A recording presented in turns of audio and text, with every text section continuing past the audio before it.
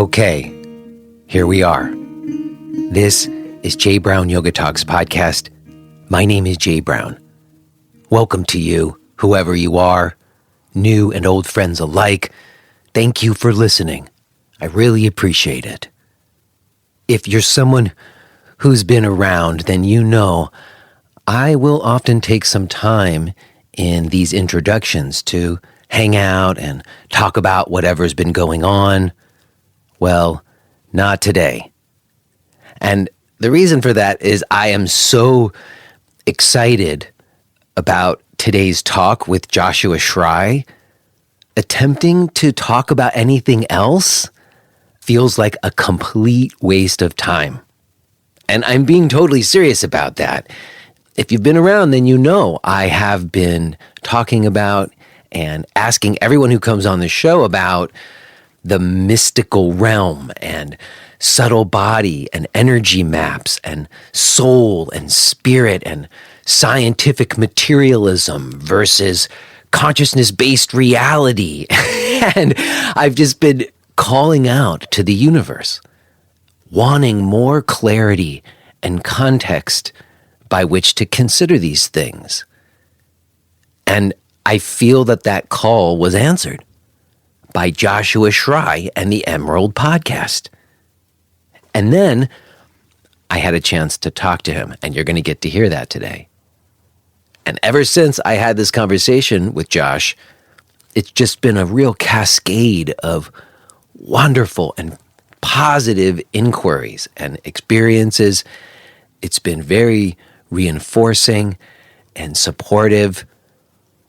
I'm just overjoyed to discover him and his work, and I'm equally overjoyed to be sharing a little introduction to that with you today. Real quick before we get to it, though, I have two things I want to mention. First, I want to give a teacher training update. Many of you know I am starting a new training program in 2022. Some of you filled out the application. Thank you so much for that. Whether you are someone who has filled out that application or not, I have scheduled some Zoom info sessions that are open to everyone. The first one's going to be on November 8th. And there's two different times, one earlier in the day and one later in the day, New York time. It should accommodate pretty much any time zone you're in, one or the other. And I do encourage you to come. If you've got questions or curiosities about the training program, or even if you just want to hang out and meet me, it would be fun to talk to some of you. Anyone who, again, has filled out an application or not and might have some interest in talking about what teacher training is or what yoga education looks like or ought to look like these days, please, you can go to jbrownyoga.com/training. And the Zoom link and password is there. You're welcome to just show up on November 8th. You can also fill out the 3-question application on that page. I encourage you to do that as well. It doesn't lock you into anything, but it puts you on a shorter list of people, and there's going to be some communications that go out to those people also. So fill out an application or just come to the info session on November 8th. I am looking forward to engaging with whoever you are about it. Second, I want to also express some gratitude to Podcast Premium subscribers, Volker Bretz, and Jamie Medeiros. I took a little break from giving shout-outs to Podcast Premium subscribers over the last week, and then I missed it. I missed it because I really am incredibly grateful to people like Volker and Jamie. Many of you know in the past we had sponsors, and we decided to stop doing that for a lot of different reasons. But we definitely took like a hit, and this show is completely listener supported at this point. And so people becoming Podcast Premium subscribers is really the way to do that. You also do get access to the full archives of this show. There's lots of great stuff in there, but it is also just a way to support me and the show. And I am very grateful to the people who do that. So if you want to find out more about becoming a podcast premium subscriber or any of my other stuff, the teacher training or my ongoing classes and teachers meetings, all the other stuff that I do, everything can be found at jbrownyoga.com. Okay, y'all, like I said, I want to keep this brief today. I will recommend that you might have a piece of paper and a pencil with you today. I'm just betting that you might hear something that you're going to want to write down.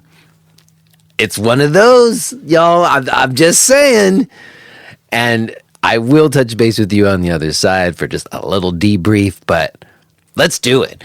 Let's go ahead and listen to this conversation that I had with Joshua Schrei.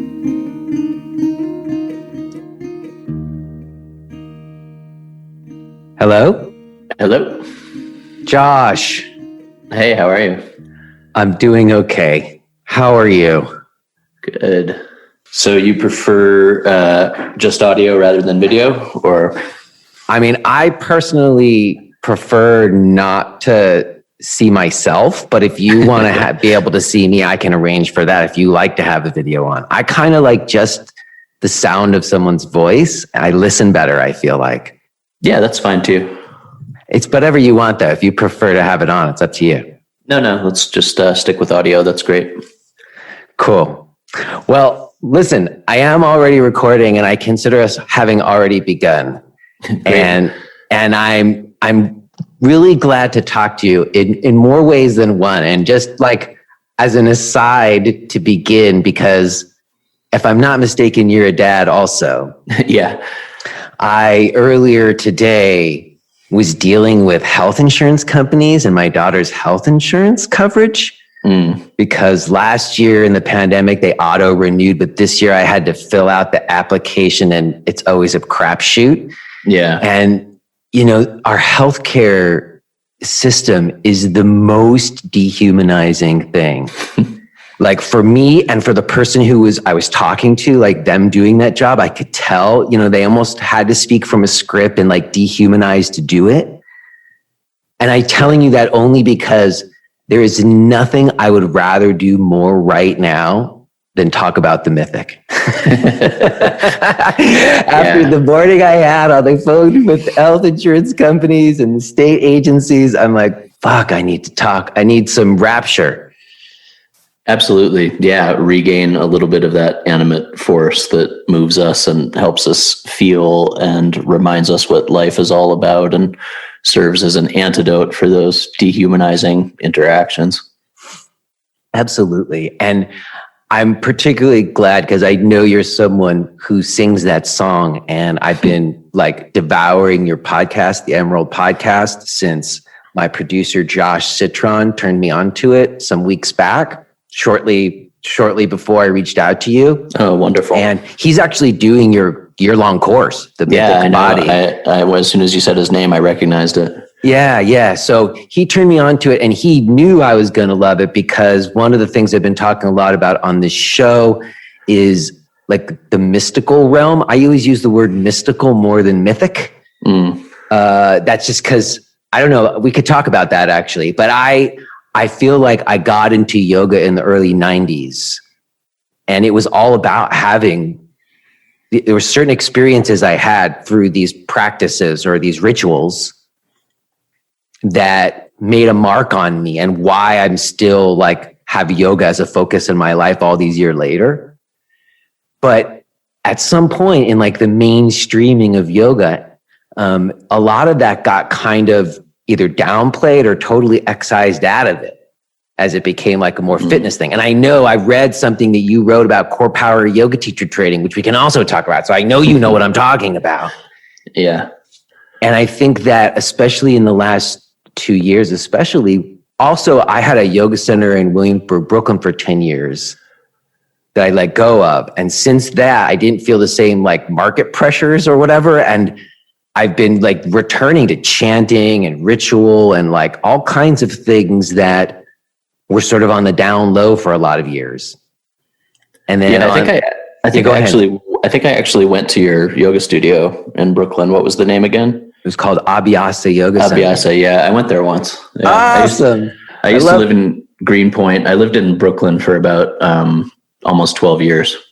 I love it. See, Yeah. I had a feeling we might have crossed paths before, but I just felt that recently what I needed personally, like for my own healing and personal well-being, was these more rapturous experiences, like you were just saying. And I felt more emboldened just because the whole industry is falling apart. And I've been talking about it on the show and like asking all these yoga teachers who come on here about this. Like, have you had these kinds of experiences? Have you received messages from beyond or whatever? Do you believe in spirit? I've been really surprised by how many people in the yoga world are like very materialist in their view.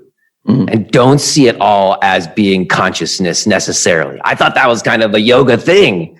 So in any case, this is a long-winded introduction to say that listening to your show has really been a wonderful kind of new outlet for me to feel these things and think these things. And you do it in such a beautiful way. So my compliments to you off the bat.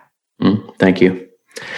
And I guess my question to start us off today, because I'm always curious about this, I want to get into some concepts I've heard you talk about for sure, a little more in depth. But first, I'm curious about why people who don't come from cultures that have any frame of reference for this end up having such a drive or passion about it.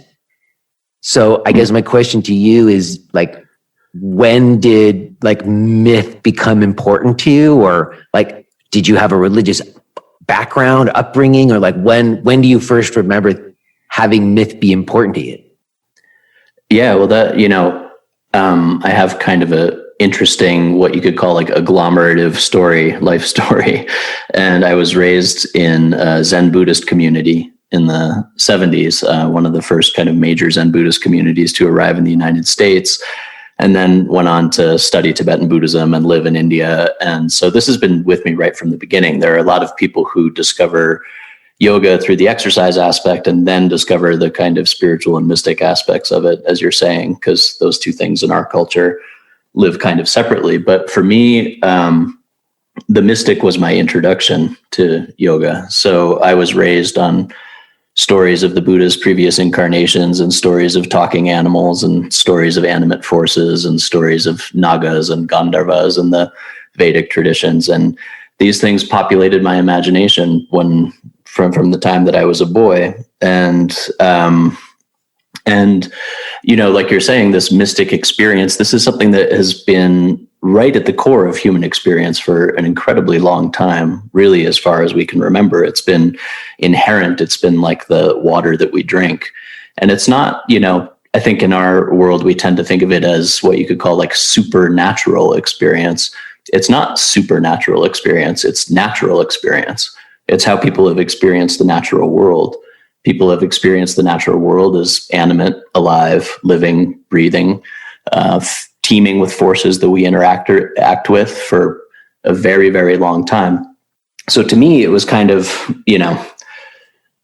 the context and framework in which I was raised, which is, fairly strange for a young American kid. And when I encountered the yoga world, part of me really resonated with it because I felt like, okay, this is alive and well, and there's a sense of these, animate forces and this vision that's alive in the yoga world. And then I began to see more and more what you're talking about, the extraction of what you could call the exercise aspect of yoga from the mythic, animate. And that's something that I've watched and commented on for quite a while now. Yes, I know. I've heard you comment on it, and I think that again, it's been reinforcing to hear you speak about it. It's interesting to me to hear you say that you grew up in this stuff, though, because I don't know a lot of people who did. Do you just have like really hippie parents or something? They started out as hippies, but then they became like serious Zen Buddhists, which, is a very different thing than being a hippie, because it involves like a rigorous practice and So they, before I was born, joined the Rochester Zen Center, and I was raised there, and I was raised, in a climate of hours and hours of meditation a day, and in a climate of ceremony with ringing bells and ceremony with chanting and the smell of incense. And these are all things that permeated my childhood. And really the stories, and I think maybe even the adults there weren't as conscious or aware as a kid can be of this type of animism that permeates the stories. There was recently an interesting book released called Buddhist Magic, which goes really into how, even in Theravada Buddhism, the heart of the tradition lives in this kind of animate, magical space. And it's something that we in the West easily forget because, we extract the little meditative practices we like and we forget about this whole animist context. But the stories I heard when I was growing up were all animist.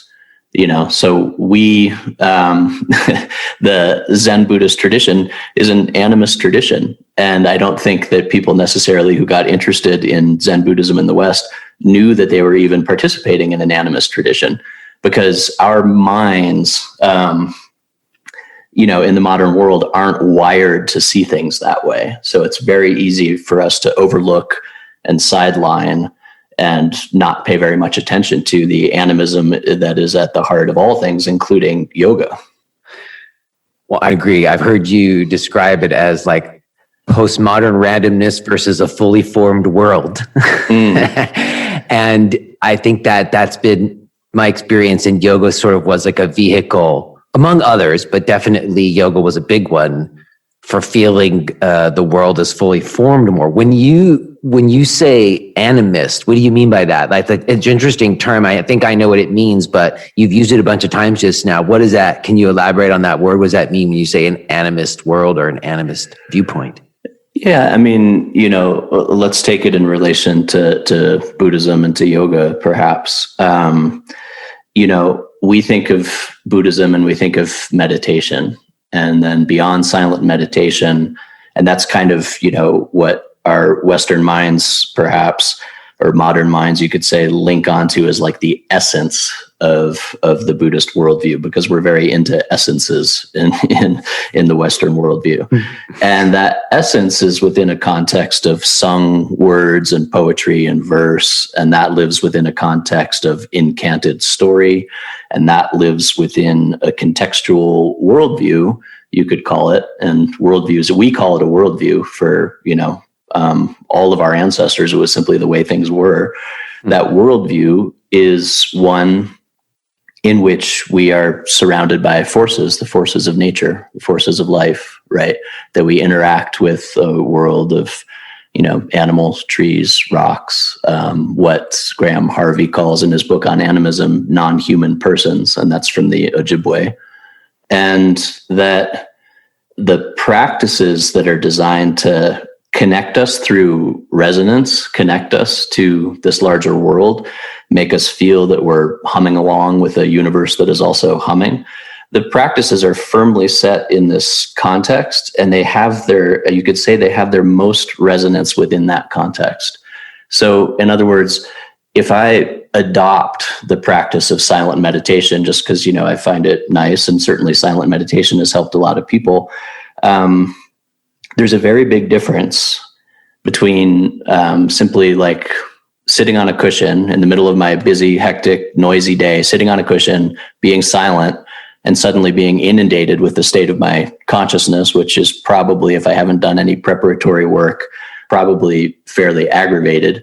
There's a very big difference between that and humming for a few minutes first and invoking the energies of a particular place for a few minutes first, and practicing out in the natural world among the singing of the bird calls for a little while first, and moving in rhythm with the pulse of how things are for a little bit first. So by the time that we take the meditation cushion, we've already established a resonant link with an animate world around us. Then the consciousness can find its way to sit in its natural state much, much easier. It's different. But in the West, we see that as the essence of the practice, and we extract the essence, just like we take vitamin C out of oranges. I mean, it's the exact same philosophy of essence extraction, right? It's taking things out of context, saying, oh, that's the real essence. Well, guess what? The vitamin C isn't soluble unless you have all that other stuff in, that the orange provides. This is like what happens when we take silent meditation out of a context of humming, singing, chanting, invoking. And if we take these philosophies out of a context of how they actually allow us to be in reciprocal relation with a world that we see as alive and precious. Yeah, absolutely. I mean, it's so it's so beautiful to hear you say it. I mean, we do in this culture just sort of feel like we need to boil everything down so that we can package it nice and clean. But when you're dealing with like all-encompassing whole truths, it requires a different kind of inquiry. And it seems to me that when you talk about animate forces, there's some of those forces that, like nature and the sun and going for walks and feeling in trees and that touching base with those forces, I think is very tangible. And I've been talking a lot about doing that more. And one of the reasons why I moved away from Brooklyn, frankly. But I also have heard you talk about even how when you were 16, you gave a paper on shamanic journeying. And there seems to me that the animate forces can run pretty deep. And I guess that's sort of where some of my interest has lied recently in asking people about what they believe. Like I felt like I have had communication, or I had a period of time where I had experienced psychedelics. The last time I did any psychedelics was alone, and it was a very, very spiritual trip. And I felt like I received a message that said I didn't need to do that anymore. And I haven't ever since. But I've certainly created rituals in my life around those experiences. And I guess I'm curious for you, kind of getting back to my initial question, where I know you grew up in it, because it seems to me like shamanic journeying or some of these other plant medicines, that kind of falls more outside of like Buddhist orders, if I'm not mistaken, right? Yeah. So you may have noticed that my answers tend to spiral a little bit, and I love it. Spiral away, spiral away. It's all spirals anyways, right? Yes, exactly. And that's part of, there's, a power to a discussion that works in spirals. And that's something that I think that's really interesting to explore. So I'm going to spiral a little bit with this particular question. Please do. You mentioned belief, and it's interesting because we, again, in the modern West, we categorize things in terms of belief or unbelief, right? In terms of basically what has become called religion and science.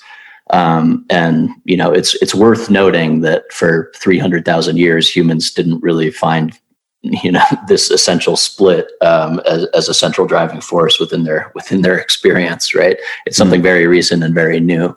There's a wonderful book by Barbara Ehrenreich called Dancing in the Streets, which is really like the history of ecstatic ritual and the role that it plays in human culture. And in that book, she says that, for like the Haitian voodoo practitioner, or for the candomblé trance dancer, or for people within these ecstatic traditions, there's no question of belief. You don't have to talk about whether you believe in an abstract, because they feel it. They feel the living presence when they dance. They feel that conjunctive consciousness, that conjunction to the that yoga, right? The conjunction to the larger universe, which is really what all mystic experience seeks to take us to, right? Is that conjunction to the larger universe. And so in these states of conjunctive consciousness, which are thoroughly described in the Yoga Sutras, the third book of the Yoga Sutras is deeply animist, and it even talks about plant medicines. And it's the one that, guess what, is barely ever talked about in teacher. It's true. Right? It's true. You rarely hear anybody talk about chapter 3. And if you want to look at, Buddhism, look at Tibetan Buddhism, which, there are oracles within Tibetan Buddhism. Look at a Thangka painting, and you're looking at a depiction of, animate force upon animate force upon animate force upon animate force. The modern mind wants to say, well, those are just reflections of consciousness. Well, what does that mean? What does just reflections of consciousness mean? The inner consciousness in the experience of ecstatic union is a mirror, a reflection of the outside world. So we feel and perceive within these states of conjunctive union. We feel and perceive, what these geographies that you're talking about when you talk about shamanic journeying, and they're directly linked to the forces that permeate the outside world. We see, to get back to the topic of spirals, we see that things move in spirals around centers. We see that both within our own consciousness and in the outside world. This becomes a framework through which we can start to feel and understand reality, right? And this framework is very present in yoga, very present in Buddhism. The animism is it's right there under the surface. It's just rarely talked about because, again, we've lost the language of animacy.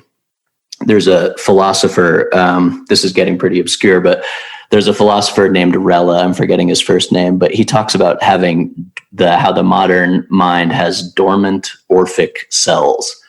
And what he's talking about is we've lost that when he's referring to Orpheus, right? And we've lost that reciprocity with the natural world where we understand and feel our reciprocal relationship through resonance, right? So we don't see the animacy that's right there in Tibetan Buddhism. We don't see the animacy that's right there in yoga, but they're there. That's the heart of it. And, I'll just share a quick story if that's okay.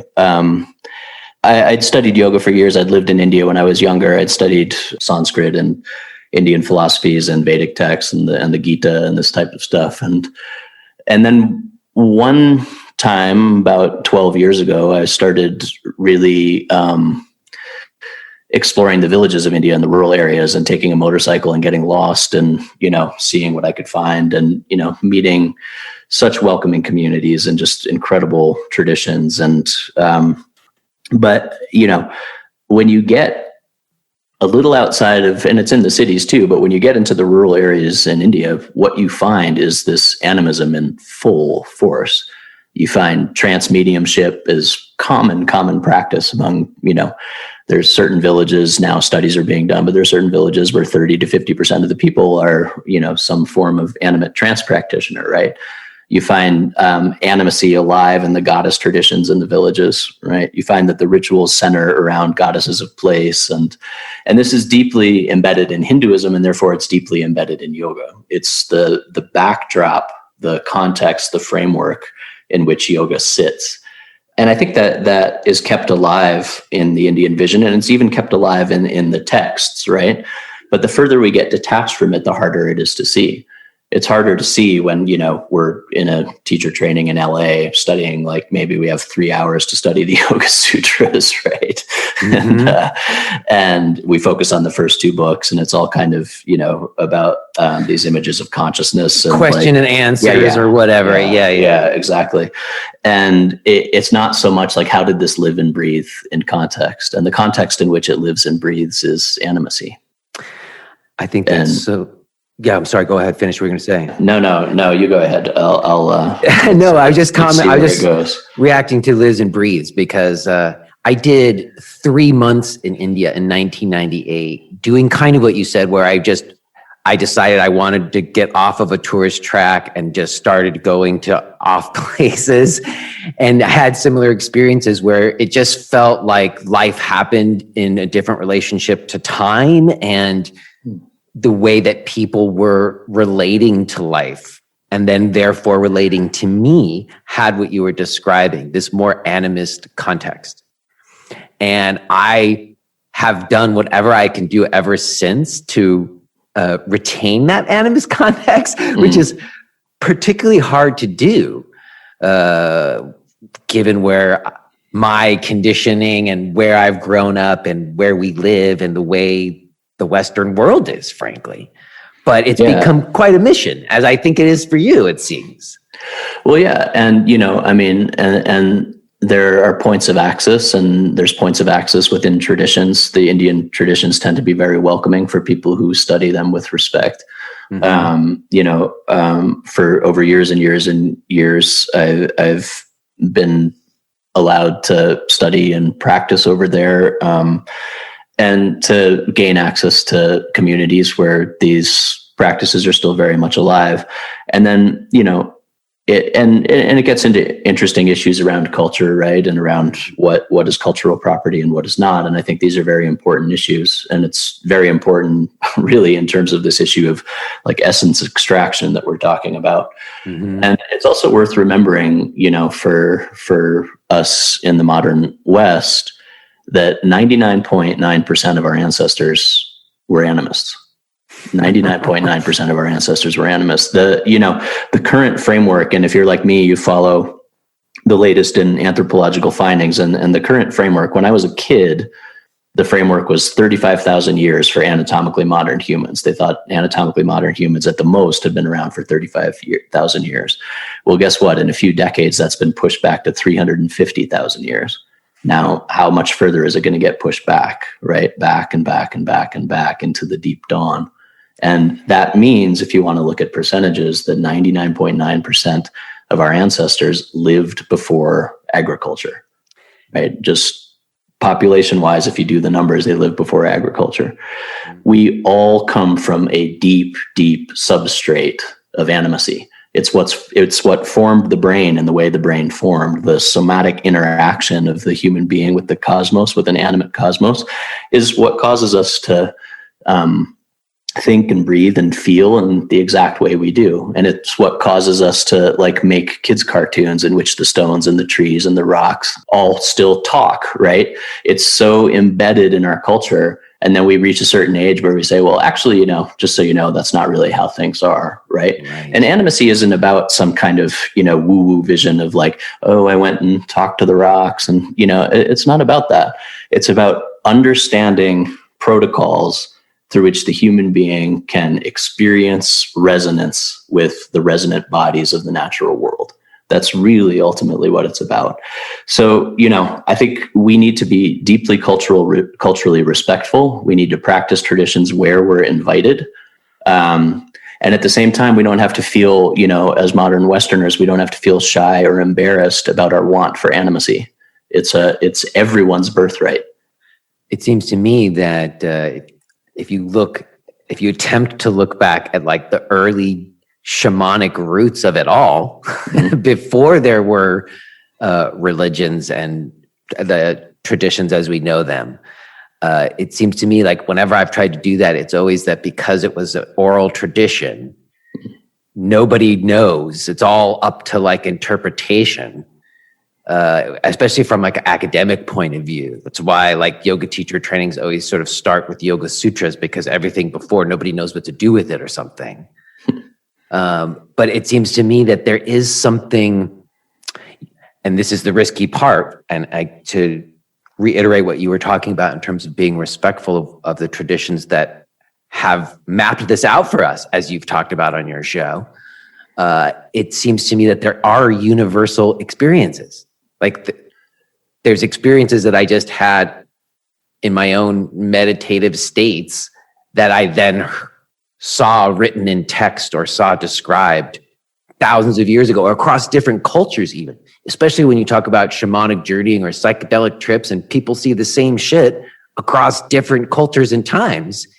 Yeah, absolutely. The structure of consciousness and how it interacts with the world has an architecture to it, and it has commonalities to it, and how those commonalities express into cultural expression, and then which aspects of that cultural expression becomes kind of reserved, is a journey, right? But the substrate is somatic, biological, universal. And what that means is that there are foundations that are literally common to all cultures, right? There are foundations that are literally common to all cultures. All cultures sing, all cultures dance, all cultures have ritual. When they first started studying, ethnomusicologists and anthropologists first started studying trance states, they found that every single culture that they encountered has a mechanism through which music and singing and dancing and rapture as focus are harnessed to reach this place of rapture, this place of conjunctive experience, right? this is something that the human being needs. It's something that the human being craves, right? It's something that, Barbara Ehrenreich says we've lost our ecstasy, right? And that has serious implications for the world, right? And we're encountering that now. I'm in no way anti-science. I'm a big fan of the scientific method. I think, but that science has to resonate. And human beings, science is showing now, in fact, the importance of synchronized activity, the importance of ritual, the importance, obviously, of, things like nature bathing, right? It's like 10,000 years later, you have to pay a bunch of people to do a study to tell you that it's good for you to go out into nature. Like, go figure, right? Yes. Right. Yeah. But, in this battle that we have in modern culture about, people over here saying, like, we got to just focus on the facts, and people over here kind of getting caught into wild conspiracies and stuff like that. Mm-hmm. Like, the facts have to be anchored for human beings in felt ritual. We need to feel resonance with one another. We need to feel resonance with the cosmos. In the absence of that, the mind will go all kinds of places.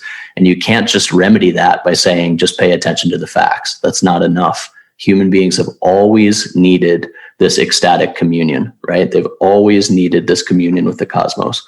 And, and how it comes and the ways it comes are slightly different in different cultures, but they are more than not the same. The mythologies of the drum are the same. The mythologies of repetitive ritual are the same. The mythologies of dance are the same. And I won't say exactly the same. I'll say, yes, let's absolutely value cultural differences. It is a strong time to be talking about, the importance of recognizing differences in sociocultural situations. Absolutely. But it's also important to look at commonalities. Because when we look at those commonalities and what binds us together as somatic beings, we start to understand how inherent this stuff actually is.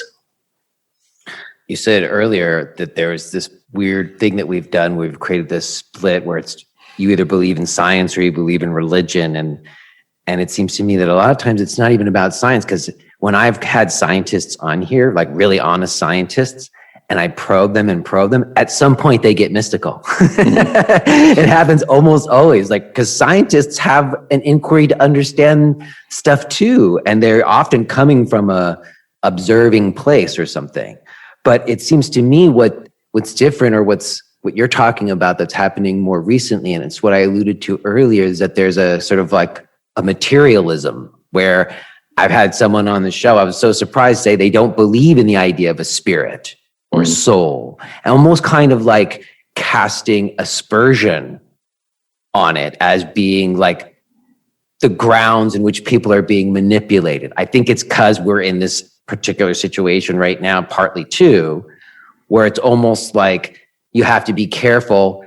If you talk about rapturous experience, you've made yourself into a cult leader or something. Yeah, absolutely. And, everything can be manipulated. Science does its share of manipulation. Science manipulates genes. Science manipulates atoms. Science creates destructive chemicals. Science, has been linked with pushing pharmaceuticals on people. Like science is a methodology, and what you use it for is, that's where the human being comes in. And the human being has historically used science for all kinds of really, really nasty purposes. So there's nothing like inherently more altruistic about science than there is about, dancing in a ritual around a pole and finding a reconnection to a state of natural flow that then informs one's life and one's ethics. And, and I think that's also a function of how disconnected, we are in the West. I mean, there's a deep wound, obviously, around what the religions of the world have done. There's a deep wound around, Christianity. And what's interesting is that both, organized Christianity, the Catholic Church, and science have sidelined the animate, right? I mean, the Catholic Church says that, this is the stuff of, the devil, and like, and that's very convenient, because with animacy, you have an opportunity for individuals to have access to that ecstatic place. But if the church arbitrates all, mediates all mystic experience and decides whether it's valid or not, then they have the control, right? Mm-hmm. But science just calls that stuff irrelevant and says, like, that's superstition, or that's not backed up through science, and this type of thing. But like I said, interestingly enough, science is really starting to hone in on and find the value of ritual, the value of communal ritual, the value of flow states, all of this stuff. And ultimately, to me, whether you believe that that's the result of some, animating force that we could call spirit, or you simply, put your faith in the brain chemistry of it. The point is that we need communal rituals of wonder. We need communal rituals of reciprocity. We need this feeling of reconnection to each other and to the natural world. And that's not just going to come through reading the latest like scientific manuals. It's going to come through actual practice. So I think that is a place where science, and spirituality in the West can meet. And I also think we're going to see very, very interesting things in the coming years in relation to consciousness studies in science and in relation specifically to resonance studies and looking at how the natural world, there are more and more scientists that are looking at biology through the lens of resonance. And what I mean by that is, I was going to ask because I use the word resonance. Yeah, my whole just for like the way it is in my own life. Like if I don't know, like you draw things to you, or you find information, or you figure out which way to go, often through a certain resonance. And I'm wondering what you mean when you just said that. When you said scientists are looking at resonance, what does it mean when you say it? What it means is that there's an interesting. There's a Korean philosopher, Korean-born German philosopher named Byung-Chul Han, and he has a whole book on ritual, and he talks about resonance, and he talks about how ritual provides human beings with resonance across 3 axes. How it provides resonance in the vertical axis. In other words, it provides a resonance in which we feel a connection, right? A resonance is a resounding, it's a feeling, right? A resonance is what makes life in an impersonal universe tolerable, right? Because it resonates within us. So we don't just look out at the universe and go, oh my gosh, it's really vast out there, and like it seems meaningless because it's so vast and impersonal. We find resonance of the outer universe within, right? So he said that there's resonance. Ritual gives resonance across the vertical axis, which connects us to nature, the larger world, the divine, if that's something that you feel, right? And then it provides resonance across a horizontal axis to the community. So, dancing in lockstep over hours and hours and hours and hours, sweating, going through maybe the little bit of struggle to get into that zone. And then in that zone, feeling our common bond with each other, our common bond, even with people that we might disagree with, right? Those bonds are forged through resonance. Like, how are we going to agree with someone unless we can find a common resonance?